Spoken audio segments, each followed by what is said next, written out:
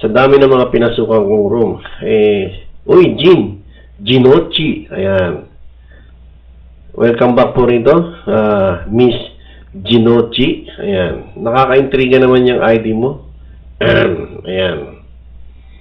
Bakit nga ba sa iba't ibang room nilalagyan natin ng mga ang mga pangalan ng ibang chatter? Parang okay, Halimaw Tot, welcome back po. Jim Tot, welcome back po. Chad Tot, welcome back po. Miles Tot, welcome back po. And Baliw Tot, ayan. At Sexy Tot. Yung iba naman, dinadagdagan nila ng ski. Ayan. Nilalagyan nila ng ski. Yes, Chad. Gaya ng Chadski. Ayan. Gaya ng Baliwski. Ayan. Halimowski. Mileski. Paano kung ang pangalan mo ay Mickey? Mikiki. Ayan.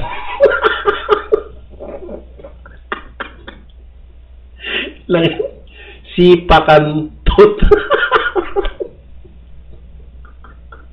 Ang bastos.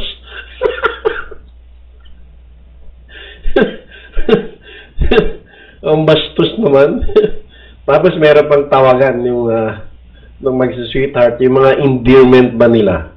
Gaya ng mga cupcake, ng mga honey pie, honey buns, honey ice, mga ganung mga tawagan ba? Ayan. Naalala ko yung aking girlfriend nung aking pong Aling Isabel. Welcome back po rito. Ayan. Wala siyang honey. No honey, no money. Okay? Marami pong tawagan yan. Kami po ng aking ex-wife, ang tawagan po namin ay si Gago at si Gaga. Ayan. Pagka kakain na, hoy, Gago, kakain na. Andyan ako, Gaga. Ayan. Di ba napaka-sweet?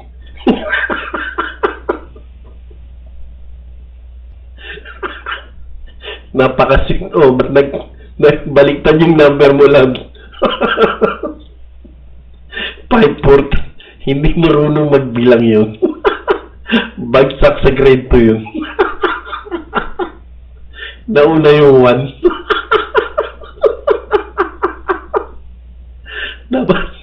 dapat dun ibalik sa sa grade 2. Dahil balik sa grade 2 yun dahil lalabas na lang papatawa. Wala naman ka alam yun ako minaster ko ang elementary days ko. Nung ako elementary siguro mga 15 years ko pong binuno ang elementary. Dahil mahal na mahal po ako ng aking teacher. Kaya hindi po ako binibitawan. 3 years po ako sa grade 3. 2 years po ako sa grade 1. At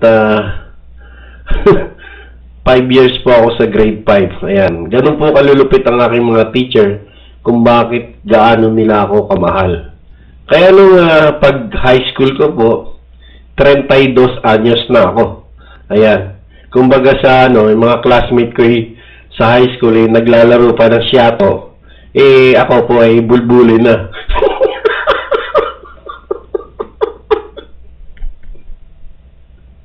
Laki yung buhay ito. 32 anyos matanda pa ako doon sa teacher namin sa PE. Yung kagagraduate lang ng college yung 21 years old lang yung teacher namin sa PE. Kaya yung teacher na yun naligawan ko po yun.